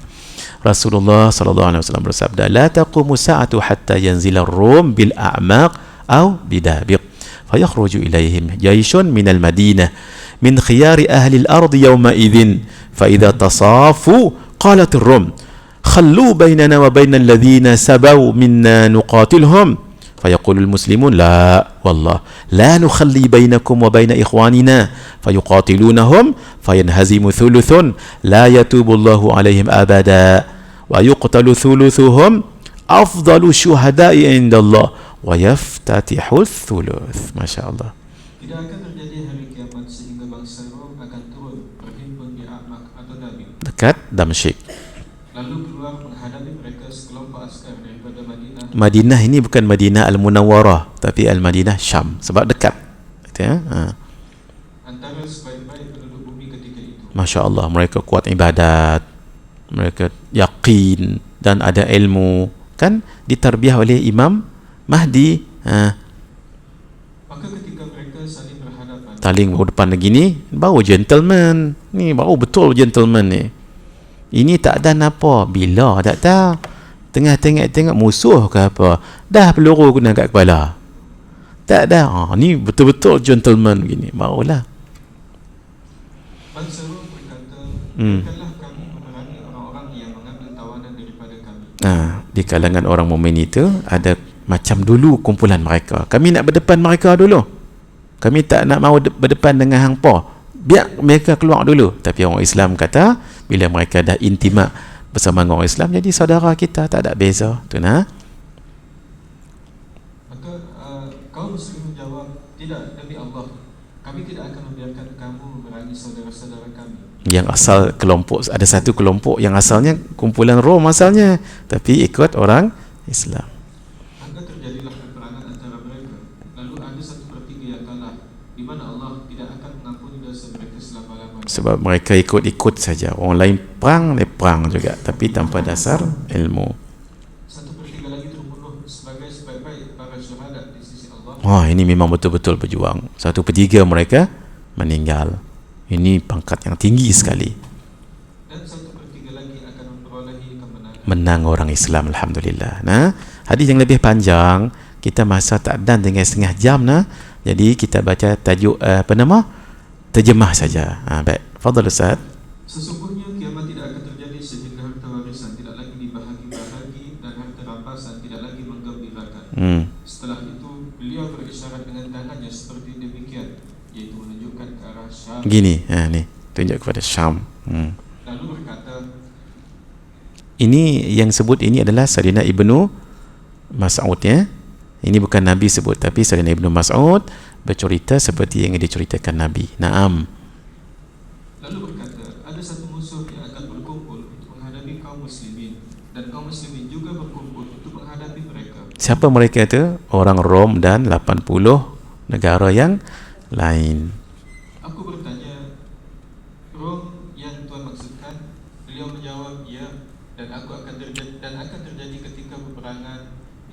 serangan balas yang amat sengit sekali. Maka kaum muslimin pun menyusun sekelompok pasukan berani mati yang tidak boleh kembali kecuali dalam keadaan menang. Memang kalau boleh nak menang, berani mati ni. Mereka pun berperang sehinggalah tiba waktu malam menghalang mereka. Malam je mereka berhenti. Pagi, tengah hari, petang, duk berlawan saja. Lalu masing-masing pun kembali berlindung dan kedua-dua pihak tiada yang menang. Tak ada yang menang. Sengit sangat. Sedang sekelompok pasukan tadi pula habis tewas. Kemudian kaum muslimin menyusun lagi sekelompok pasukan berani mati yang kedua. Boleh kembali kecuali dalam keadaan menang.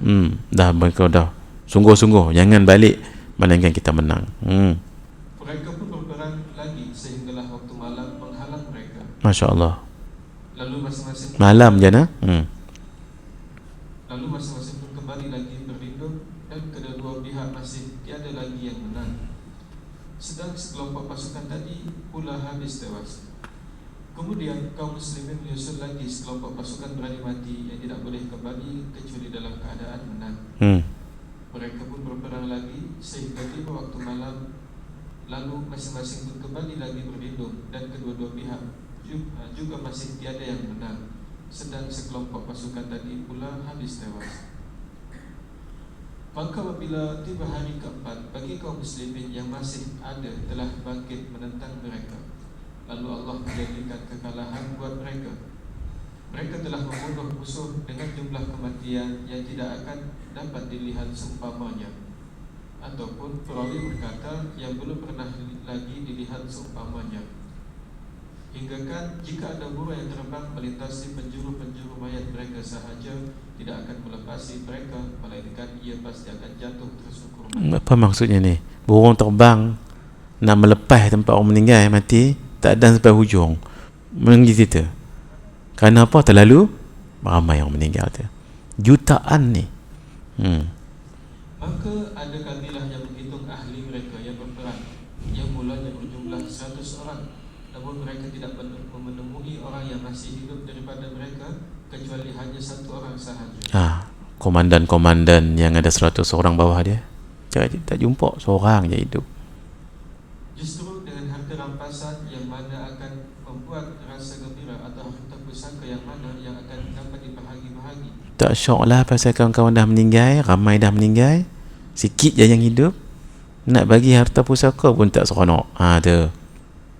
Sementara mereka di saat itu, tiba-tiba mereka mendengar pula satu ancaman yang lebih besar daripada itu. Lalu datang kepada mereka orang yang menyeru bahawa Dajjal telah pun muncul di kalangan ahli keluarga mereka. Kita tak cerita bab Dajjal lagi ni nah. Ni baru Imam Mahdi ni. Risau saja pasal kita kena hormati untuk berhenti pukul 10.30. Nah, saya cuba laju. Baik. Tapi Ustaz Ahmad jangan baca laju. Ustaz Ahmad tenang macam ni, tapi saya lajukan slide. Lantas mereka pun segera membuang apa yang ada di tangan mereka dan terus pulang. Setelah itu mereka mengutus 10 orang pahlawan berkuda ke barisan hadapan Rasulullah sallallahu alaihi wasallam. Sesungguhnya aku mengetahui nama-nama mereka, nama-nama bapa mereka dan warna kuda-kuda mereka. Mereka adalah pahlawan yang terbaik di atas muka bumi pada masa itu. Atau antara pahlawan yang terbaik di atas muka bumi pada masa itu. Maaf saya tak syarah panjang kita laju dulu. Baik, peperangan ini sangat dahsyat. Tetapi kubu orang Islam itu ada dekat Syam. Apa kata Nabi sallallahu alaihi wasallam? Inna fustatal muslimina yaumal malhamah bil Ghutah, satu tempat namanya Ghutah, ila janibi madinatin yuqalu laha Dimashq. Damsyik min ghairi madaini Syam. Min khairi madaini Syam. Sesungguhnya benteng atau kubu terakhir kaum muslimin pada hari perang besar iaitu Maqadalah Al-Uzma terjadi berada di Ghutah. Ghutah. Nama sebuah daerah di Syam sampai ke sisi sebuah kota yang dinamakan Damsyik, iaitu kota terbaik daripada kota-kota yang berada di Syam. Kota Damsyik kota yang terbaik. Baik. Saya tengok dalam kitab ini Syekh Fahmi sebut begini. Setelah menang di situ, tentera orang Islam jadi kuat sangat-sangat. Kemudian orang Islam akan melancar peperangan naik ke utara, naik ke sebelah atas, iaitu dekat Itali. Itu. Ini dalam kitab ini saya buat rumusan sahaja. Kemudian menang mereka berlawan tu mereka menang. Apa yang berlaku? Fadhal Ustaz. Selepas menang dalam Al-Mahamah Al-Kubra, melawan tentera Rom. Dekat sini tadi dekat sini. Atas ni, lalu mereka pergi ke atas. Tentera Imam Mahdi berjaya menakluk bandar Konstantinia Agung. Wallahu alam. Kata guru kita Syekh Fahmi Zamzam, apakah nama Konstantiniyah itu? Satu, Konstantiniyah memang sudah ada sekarang di Turki itu. Tetapi ini Konstantiniyah yang satu lagi. Wallahu alam. Kata guru kita Syekh Ahmad Fahmi Zamzam, mungkinkah Vatican City? Wallahu alam. Sebab tu saya tak berani nak pastikan, ada question mark dekat situ, dekat Italy. Baik. Itu yang cerita tadi tu. Ketika mereka dapat menang, dibagi-bagikan harta tu. Ketika sedang bagi harta, dekat mana tu? Dekat sana, dekat Italy tu. Lalu ada satu suara mengatakan, balik hang pa, kerana Dajjal telah mai. Lalu mereka yang sedang bagi harta tadi tu patah balik ke mana? Patah balik ke Syria tadi tu, ataupun ke Baitul Maqdis tadi tu, kan dekat-dekat saja. Maka tinggallah dekat Rom itu beberapa tentera. Lalu tentera Rom bila lihat ramai tentera Islam dah balik, mereka mai balik, bunuh habis yang tinggal kat situ tu. Yang kata suara tadi tu, itu sebenarnya suara syaitan.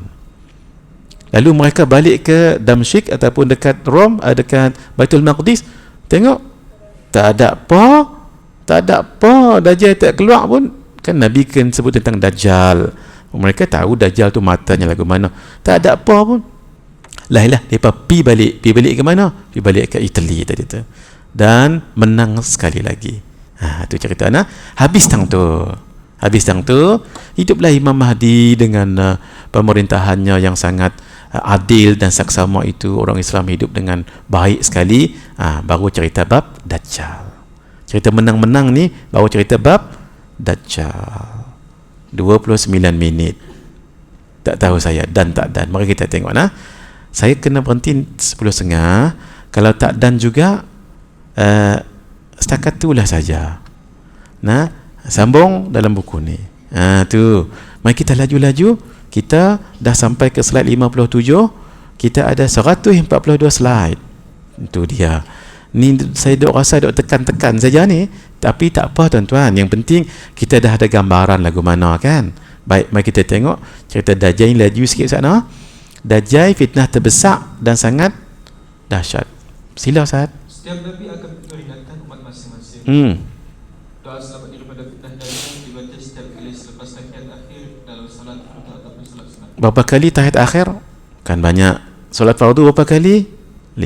Rawatib banyak. Nawafil banyak. Tatawwu' banyak. Setiap kali sembahyang solat dan sebelum salam baca doa ini. Kan serius ni. Dikurung dan dirantai sejak zaman Nabi Sulaiman yang suruh rantai dan kurung itu. Baik. Ma baina khalqi Adam ila qiyamis sa'ah amrun akbar min ad-dajjal. Sejak Allah menciptakan Nabi Adam AS sampailah ke hari kiamat nanti, tidak ada satu ujian pun yang lebih dahsyat daripada Dajjal.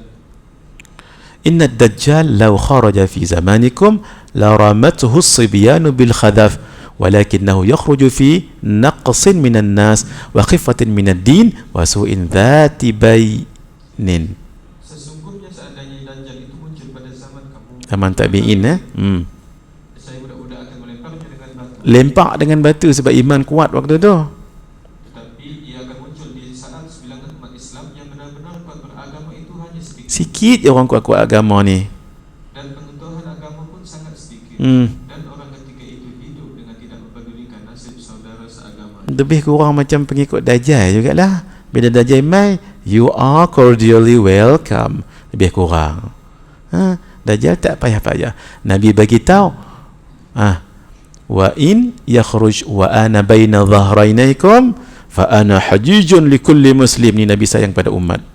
Seandainya Dajjal keluar dan aku itu Rasulullah sallallahu alaihi wasallam masih berada di kalangan kamu, maka akulah yang akan berhadapan dengannya bagi mewakili bagi setiap orang Islam. Ini nampak macam mana? Wa huwa khariju fikum la mahalah.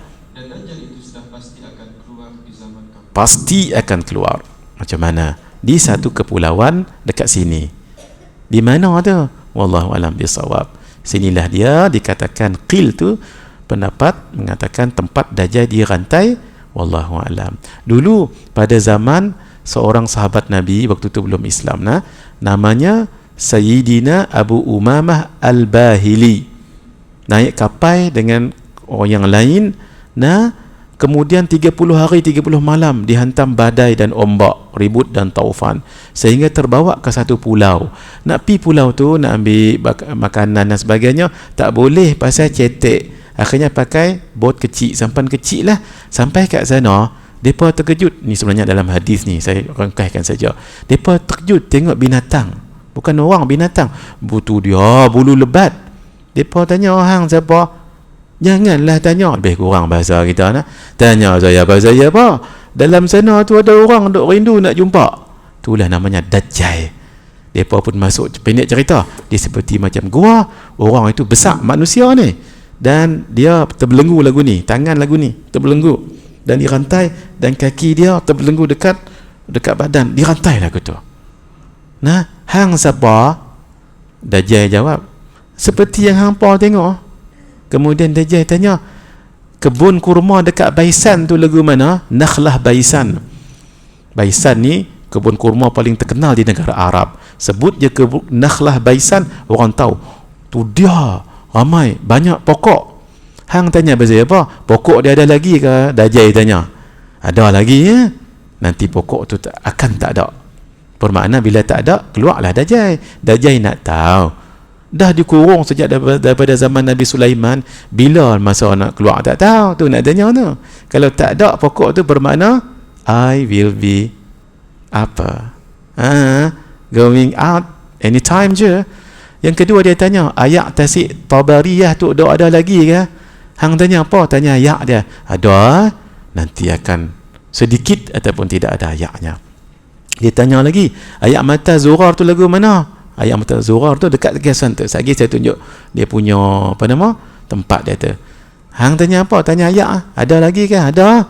Nanti dia akan jadi sedikit ataupun tak ada. Ada tak seorang yang mai bawa dakwah untuk kamu? Ada? Nabi Muhammad sallallahu alaihi wasallam. Kamu beriman ke tak? Terima. Ada yang beriman, ada yang tidak beriman. Itu tandanya apa?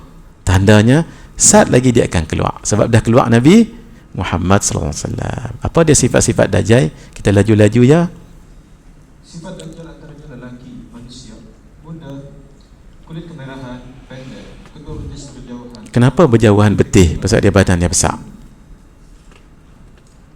Kening lebar, tubuh besar, dada bidang, mata kanan buta macam kismis yang kecil. Wah, kismis kecil tu.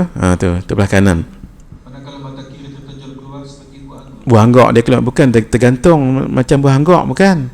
Selagi tak makan buah anggok kita selagi, dia macam menonjol keluar. Di atas mata kiri ada daging keras. Ada daging keras. Di antara kedua mata di dahi itu tertulis kafara, kufrun ataupun kafirun. Kata apa tu? Saya pernah dulu mengajak anak-anak kita di U, mereka buat presentation the major signs of the Doomsday. Akhirnya ada satu kumpulan tu, at his forehead, Dajjal ni, at his forehead written there KFR. Saya pun tanya, I beg your pardon? Saya ajak kafara. Mereka kata KFR. Saya kata mujok kalau kena KFC. Tu dia. Saya ajak Arab kafara, mereka boh KFR. Baik tu cara berjalan tidak normal dan tidak mempunyai anak. Maklumat tambahan. Keturunan Yahudi melakukan ajarnya, mempunyai hubungan dengan makhluk halus. Ayahnya tinggi dan gemuk, hidungnya seperti paruh burung. Ibunya gemuk, kedua bayi darahnya besar. Imam Al-Barzanji Qil tu maksudnya ada pendapat mengatakan ibu bangsa jin. Hidup sejak zaman Nabi Sulaiman. Lama dah dia hidup. Baginda suruh tangkap dan dipenjara. Ya. Qil sedang dirantai di pulau di laut Yaman, Allahu a'lam. Dan ditunggu binatang yang bernama Jassasah tadi tu.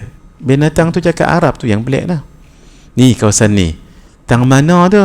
Wallahu a'lam bisawab. Tak tahu Itu yang ditanya oleh Dajjal tadi. Ini Ini namanya kebun kurma Baisan, dekat wilayah Yahudi itu nah.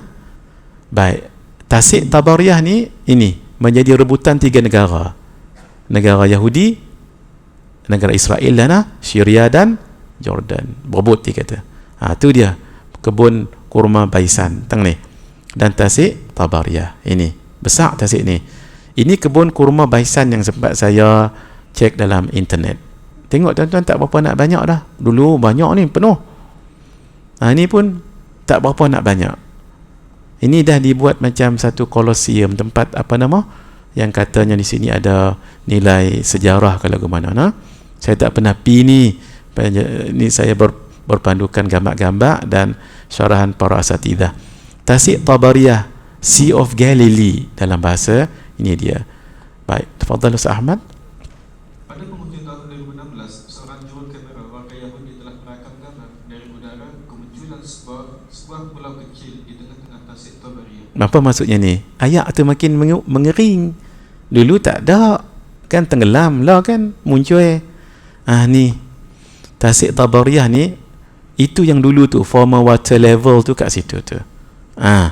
Ni kalau tuan-tuan yang tahu, saya tak apa nak tahu, boleh baca lah apa dia biru tu. Yang saya tahu dia turun-turun, maksudnya kata makin cetek lah lebih kurang lagu tu lah. Baik, Dajjal tadi dikatakan dirantai kawasan ini. Kemudian yang pelik, dia akan keluar kat mana? Dekat Khurasan. Di situlah Dajjal keluar. Kemudian akan pergi ke sebelahnya tu, semua dekat Iran. Tu yang saya heran, apa kaitan Dajjal ini dengan Iran? Wallahu a'lam. Dekat sebelah Khurasan tu ada namanya Asfahan. Ada yang kata Isfahan. Ada 70,000 tentera elit Dajjal menunggu di situ. Ni semua ganah-ganah ni. 70,000 orang. Dajjal ni orang, cuma badan dia besar. Dan inilah namanya Khurasan. Ini namanya Asfahan. Nanti dia akan kacau di mana? Dia akan kacau kawasan ini mula-mula. Cabaran Dajjal terhadap kaum muslimin bermula di antara Iraq dan Syria. Dia dah mula dah ni. Kemudian dia akan pergi all over the world, termasuk Shah Alam. Dia akan pergi, dan termasuk Qadian. Macam mana Qadian boleh masuk Dajjal akan masuk ke seluruh tempat di dunia kecuali Makkah dan Al-Madinah. Sebab tu kalau boleh kita tinggal di Makkah dan kalau boleh. Baik, dia laju sangat kecepatan perjalanannya untuk pergi seluruh dunia ni, seperti ghaith, iaitu hujan atau awan yang dipukul oleh angin yang kencang. Tempoh dia tu daripada Khurasan tadi dia muncul sampai dibunuh Nabi Isa 40 hari. Kita kira macam pendek je kan. Tapi hari pertama nak pergi hari 40 ni, hari pertama seperti 1 tahun. Sahabat tanya, lagu mana nak solat? Sembahyang bukan ikut matahari dah, ikut jam. Contohnya tengok jam pukul 6 lebih subuh. Lepas tu 6 jam 7 jam lahak. Lepas tu 3 jam asak. Lepas tu maghrib isyak. Walaupun matahari dia lagu ni matahari slow betul. Slow betul. Sebab dia nak sampai kat sini Nabi masa setahun. Kita sembahyang setahun tu sembahyang ikut jam. Saya tak tahu jam waktu tu hidup lagi, tak tahu. Wallahu alam. Baik, hari yang kedua dia seperti 1 bulan. Koi laju. Hari ketiga seperti 1 minggu. Koi laju matahari tadi tu. Hari keempat onwards itulah seperti biasa. Tu terbit macam biasa. Baik. Panjang kita tak baca ni. Fitnah yang dibawa Dajjal. Fadhal Ustaz. Mengaku menjadi Tuhan dengan menunjukkan kesaktian seperti hujan turun, binatang membiak, tumbuhan subur, menghidupkan orang yang mati, memberi kemewahan dan kenikmatan, emas dan makanan. Tambahan umat dilanda kemarau panjang selama 3 tahun berturut-turut. Tengok tahun pertama lagu mana? Tahun pertama kurang 1/3. Ayat 2. Kedua 2/3. Ni sebenarnya bukan 23 2/3. Baik. Dan yang ketiga tidak turun langsung. Itulah dia. Walaupun negeri dia dibatas oleh satu batas. Kita kan ada relong dekat sawah padi kan. Siapa beriman dengan Dajjal, mencurah-curah ayak turun. Roti tu dikira macam gunung, mewah sangatlah. Apa semua, ekonomi maju. Kampung sebelah ni, waktu batas ni ini kering kontang. Tak ada apa-apa. Sahabat pun kata, ya Rasulullah, lagu mana nak survive? Nabi kata, baca subhanallah walhamdulillah wala ilaha illallah wallahu akbar. Baca je macam minum air sebotol, macam makan kenyang dah sepinggan. Tengok mahainya tu, Masya Allah ya. Baik, pagi panjang kita tak ada nak baca. Mai terus Ustaz, panduan Rasulullah sallallahu alaihi wasallam. Yang pertama tahu Dajjal adalah berdusta dan ada kecacatan. Buta sebelah kanan. Tapi tak dapat nak tengok pasal dia laju. Tak ada nak perhati tengok mata dia. Guru kita Syekh Ahmad Fahmi Zamzam bergurau. Barangkali dia guna serbin mata hitam kan, barangkali. Wallahu a'lam. Baik. Tulisan kafarah di dahinya. Kalau dan tengok, kita tengok insya-Allah. Siapa yang nak Islam dan tengok. Kalau tak tengok. Kemudian jauhkan diri daripadanya. Lagu mana? Pertama pergi ke Mekah atau Madinah. Ya. Atau duduk di rumah. Kunci. Atau tidak bergaul dengan orang yang telah tergoda dengan fitnahnya. Orang yang dah tergoda tu dia tak jadi Islam dah. Mewah, mah apa semua. Kita kesian, ayat setitik tak ada. Dan halang perempuan daripada keluar rumah. Tu dia. Perempuan bukan lelaki. Biasa perempuan nak tengok sangat, ikat kaki depa. Sampai lagu tu. Tengok, tolong ingin peringatkan anak-anak. Terus. Yang keempat, membaca dan menghafal 10 ayat pertama dan terakhir. Kenapailah kita nak. Terus. Yang kelima, membaca doa supaya terhindar daripada fitnah Dajjal dalam takiat akhir. Dan juga Ustaz Ahmad baca. Saya dah pergi ke slide ni, dan juga beliau sebut tahiyat akhir. Saya kata beliau dah apa ini doa dia, Allahumma inni a'udzubika min adzabi jahannam wa min adzabil qabri wa min fitnatil mahya wal mamat wa min syarri fitnatil masihid dajjal. Masih ni ada dua, Masih Dajjal, Masih Isa. Masih maksudnya yang mengelap, yang mengusap. Nabi Isa masih mengusap segala kezaliman. Satu, kerana baginda juga banyak merantau, jadi seperti mengusap tempat-tempat yang dia pergi. Maksudnya pi banyak. Kalau Dajjal masih juga mengusap ataupun mengelap, menyapu kebenaran sampai kebenaran orang tak tahu. Satu lagi, dia pi banyak negara, tak ada tempat yang dia tak pi, tu yang dia seperti menyapu tempat-tempat di situ, pi jauh. Boleh jangan keliru, ada dua Masih. Masih Nabi Isa dan Masih Dajjal.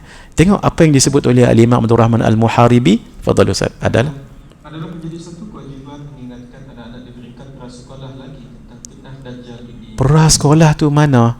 Tu bahasa guru kita Syekh Fahmi Zamzam. Saya tak ubah pun. Prasekolah tu apa? Tadika.